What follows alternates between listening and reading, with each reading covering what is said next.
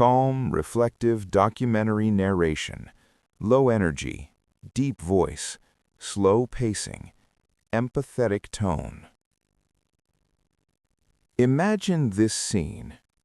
You are standing inside a store, holding a beautiful leather jacket, the kind that feels heavy in your hands, soft to the touch, clearly expensive.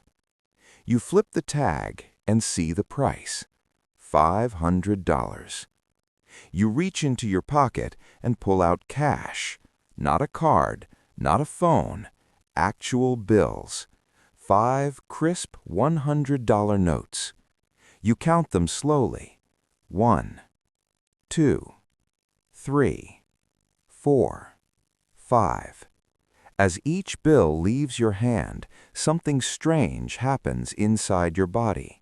A tightness in your chest, a slight knot in your stomach. Your brain sends a warning signal. Stop. This is not nothing. This is groceries for a week. This is hours of your life converted into paper and about to disappear. You hesitate. Maybe you look at the jacket again.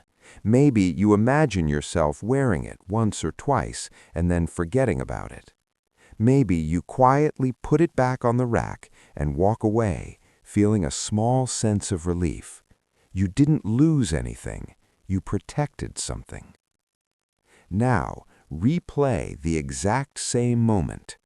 Same store, same jacket, same price, $500. But this time, you don't pull out cash, you pull out a piece of plastic. Or you take your phone out of your pocket. You tap it against a machine. There is a soft beep. Approved. No counting, no pause, no physical sensation at all. You walk out smiling, jacket in hand, already thinking about where you will wear it. The money is gone, but you didn't feel it leave. There was no warning, no internal resistance, no moment where your brain said, stop. And yet, mathematically, nothing changed. You are $500 poorer in both situations. The only difference is how the payment happened. This difference has a name.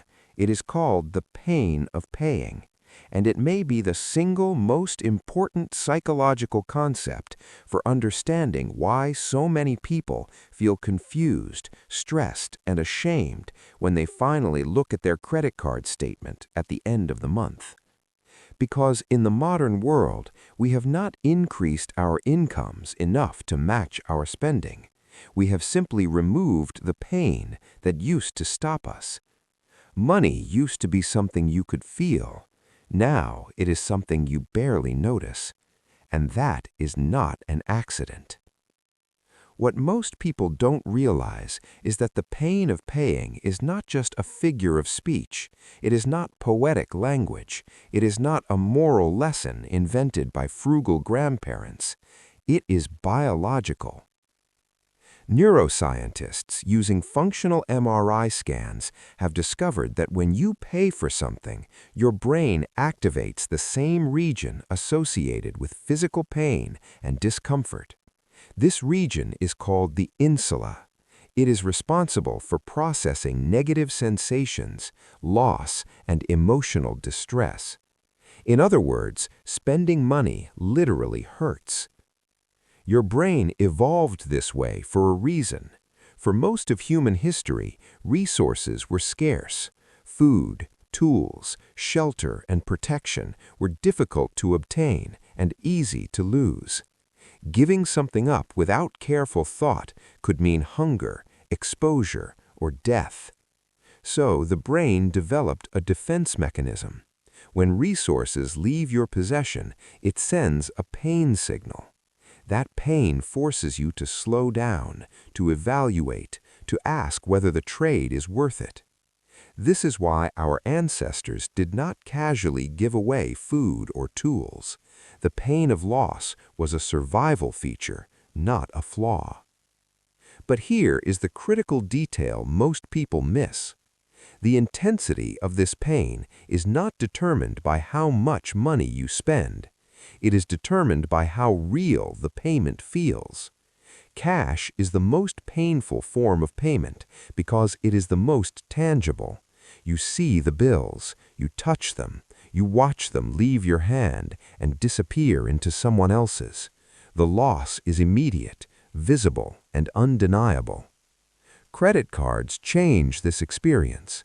You are no longer handing over money. You are handing over a symbol, a promise, a delayed obligation. The transaction is real, but your brain does not experience it as a loss in the same way. Contactless payments reduce the pain even further. A tap is faster than a swipe. There is no friction, no pause, no physical engagement. The payment becomes a gesture, not an event. Apple Pay and Google Pay push this to the extreme. The transaction happens almost instantly. There is barely enough time for your brain to register that anything meaningful occurred at all.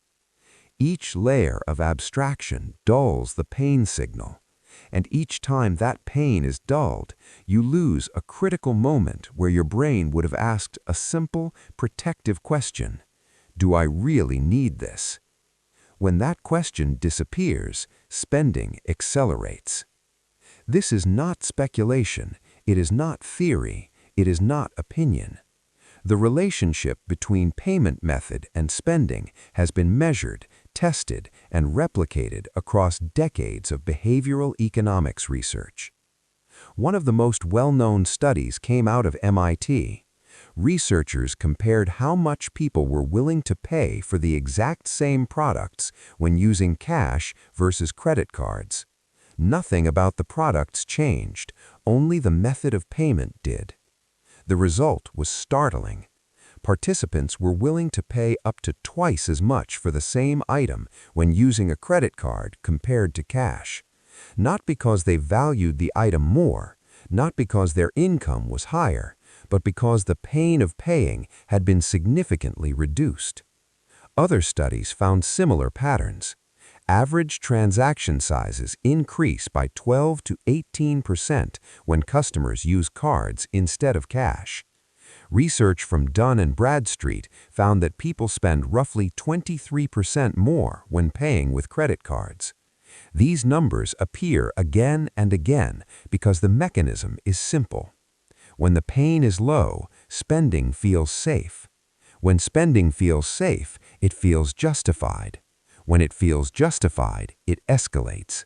And the most dangerous part is that the buyer feels rational the entire time. From the inside, it doesn't feel like overspending. It feels like convenience. It feels like efficiency. It feels like modern life working the way it should. But the brain is being quietly bypassed. Calm, reflective documentary narration, low energy, deep voice, slow pacing, empathetic tone. The payment method is no longer triggering the natural pause that forces evaluation. The transaction slides through the mind without resistance. Desire turns into ownership without interruption. This is why people are often shocked when they finally check their statements. They don't remember making reckless decisions. They remember making dozens of small, painless ones. And here is the key insight. If removing pain increases spending, then any system designed to remove friction from payment will reliably increase consumption. Which brings us to the place that understood this long before economists put numbers to it: casinos. Casinos did not discover human psychology in a laboratory. They discovered it on the casino floor, watching how people behaved when real money was on the line. And one thing became obvious very early. People are cautious with cash. People hesitate with cash. People stop with cash. So casinos removed it. When you walk into a casino, the first thing they want you to do is exchange your money for chips. Not because chips are more convenient, but because chips do not feel like money. Think about what a casino chip actually is. It is a colorful plastic disc. It stacks neatly. It clicks in a satisfying way. It looks like a toy. It feels playful. It carries none of the visual or tactile cues that signal loss. Once your cash becomes chips, the psychological connection to real money weakens. You are no longer betting $100. You are pushing a few circles across a table. The transaction still matters financially, but emotionally it has been stripped of weight. This effect has been measured. A study published in the Journal of Consumer Research confirmed what casinos had already learned through experience. People spend more freely and take greater risks when using chips compared to cash.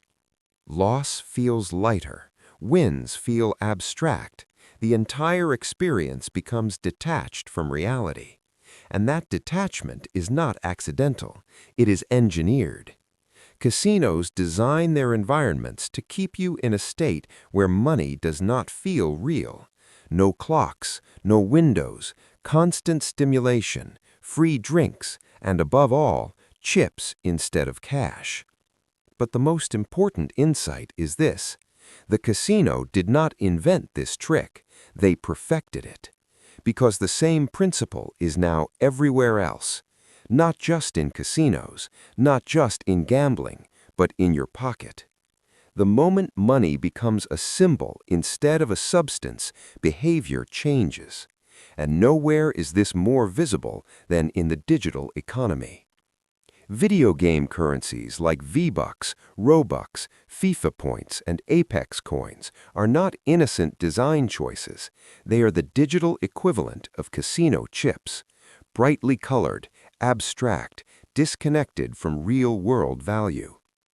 Parents load real money into an account. That money is instantly converted into a fictional currency. Once the conversion happens, the pain of paying disappears. Children are not spending $20. They are spending 1,000 V-Bucks. The number is bigger, but the meaning is smaller. There is no sensation of loss, no hesitation, no mental calculation of what else that money could have been used for. Spending becomes a button press, not a decision. A report from Juniper Research found that global spending on in-app purchases and virtual currencies exceeded $50 billion in a single year. That number has only continued to grow. But the more important cost is not financial, it is psychological. Children are growing up in environments specifically designed to separate spending from pain. They are being trained from a young age to view transactions as frictionless interactions rather than consequential choices. By the time they become adults, tapping to pay feels natural. Auto-renew feels normal. One-click purchases feel harmless. The brain has been conditioned, and adults are no different. Subscription services, stored payment methods, automatic renewals, and buy now, pay later systems all serve the same function. They turn real money into something that feels imaginary. Not because that helps you, but because it helps you spend more. The digital economy did not accidentally remove friction. It monetized its removal. The most dangerous thing about frictionless payment is not that it feels good in the moment. It is that the cost is invisible until it is too late. Behavioral research doesn't just show that people spend more when pain is removed. It shows how much more. Let's be conservative.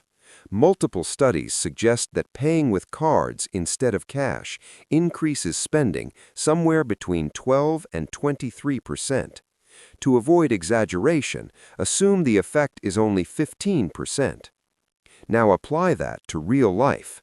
If a household spends $60,000 per year on non-housing expenses, groceries, dining, transportation, entertainment, subscriptions, and everyday purchases, a 15% increase means $9,000 of extra spending every year.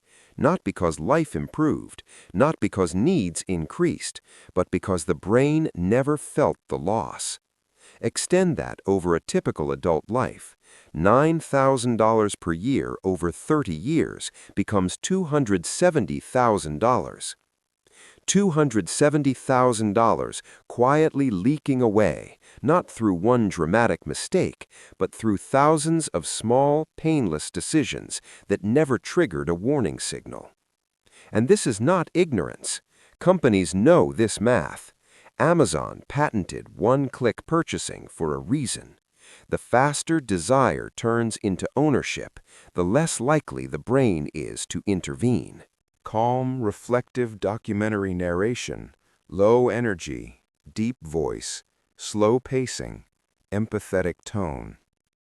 Apple designed Apple Pay to be smoother and faster than any previous payment system because speed reduces awareness. Buy now, pay later services split payments into smaller pieces so each one feels harmless, even when the total cost is larger. Every innovation is marketed as convenience, but convenience is not neutral. Convenience removes friction. Friction creates awareness. Awareness limits consumption. Remove awareness and spending expands automatically. The solution is not to reject modern life or pretend technology does not exist. You do not need to carry cash for every purchase or live in constant restriction, but you do need to reintroduce friction on purpose. Pain is not the enemy. Numbness is. One of the simplest experiments you can run is using cash for discretionary spending. Groceries, coffee, dining out, entertainment, just for 1 month.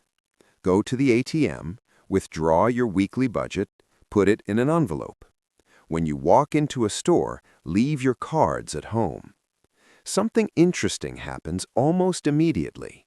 You slow down. You stand in the aisle holding a snack or a convenience item, and you hesitate. You ask yourself whether breaking a 20 is worth it. Often, it isn't.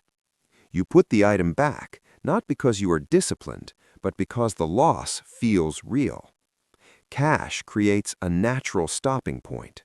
When the envelope is empty, spending stops. There is no overdraft, no credit line, no future self to deal with the consequences. If cash feels impractical, there are softer forms of friction. Turn on instant transaction notifications. Every time you tap your card, your phone should buzz and show the amount spent. This reconnects action and consequence in real time. It interrupts the tap and forget cycle. It makes the invisible visible. Another powerful strategy is removing saved payment information from online retailers. Force yourself to get up, find your wallet, and manually enter your card details every time. That small inconvenience is often enough to break the impulse loop. You may realize halfway to your wallet that you do not actually need the item. You just saved money by being lazy. Use friction as a filter, not a punishment. The idea that a cashless society represents progress sounds appealing. Faster payments, less hassle, more efficiency. But efficiency for whom? The more abstract money becomes, the faster it moves, and money that moves fast usually moves away from you. This is not an accident, it is a structural advantage.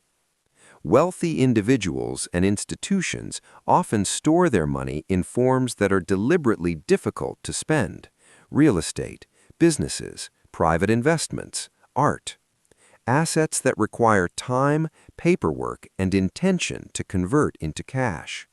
This friction protects wealth. It slows impulsive decisions, it forces planning, it introduces distance between desire and action. In contrast, the poor and middle class are offered maximum liquidity and minimum friction. Swipe, tap, auto-pay, instant approval.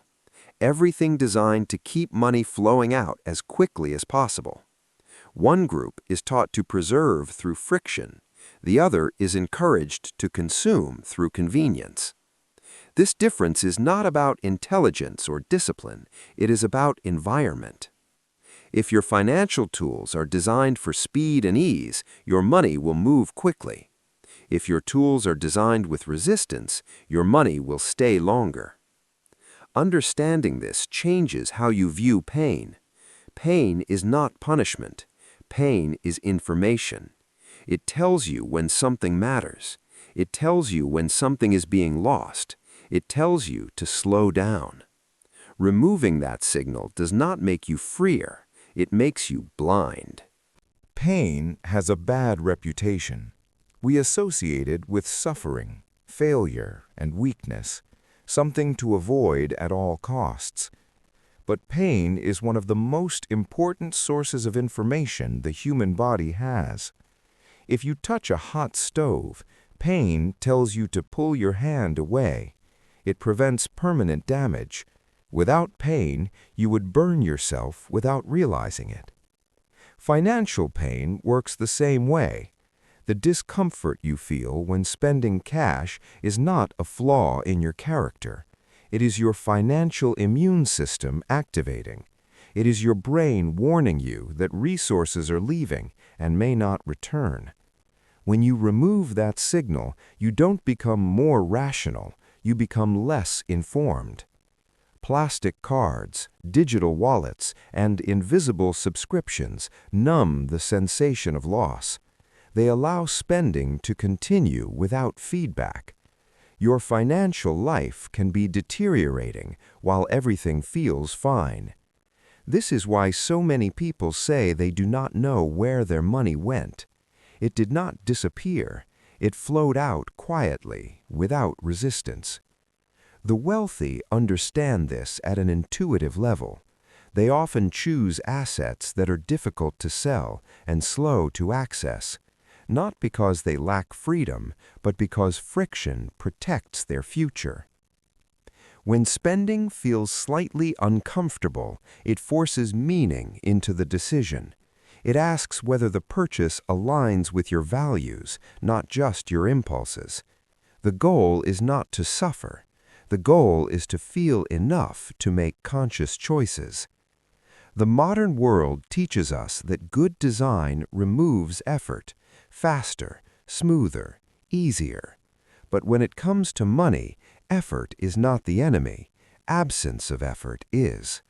When spending becomes effortless, it also becomes thoughtless. Desire turns into ownership without reflection. Money leaves without permission. The pain of paying is not there to punish you. It is there to protect you. It forces a pause. It creates space. It gives your future self a voice. By numbing that pain with plastic, pixels, and frictionless systems, we leave our financial hand on the stove. The damage happens slowly, silently, and invisibly. So here's the challenge. For the next week, use cash for your coffee, your lunch, and your groceries. Notice how your body reacts when the bills leave your hand. Observe the hesitation. Listen to the bargaining voice in your mind trying to justify the purchase. That hesitation is not weakness. It is awareness returning. If cash feels impossible, create friction where you can. Turn on notifications, delete saved cards, add time between desire and purchase. You do not need to make spending harder everywhere. Just make it harder where impulse lives. Because the goal is not to make spending easy. The goal is to make spending meaningful. When money is felt, it is respected. When it is respected, it is used with intention. And intention is what turns money from a source of stress into a tool for freedom.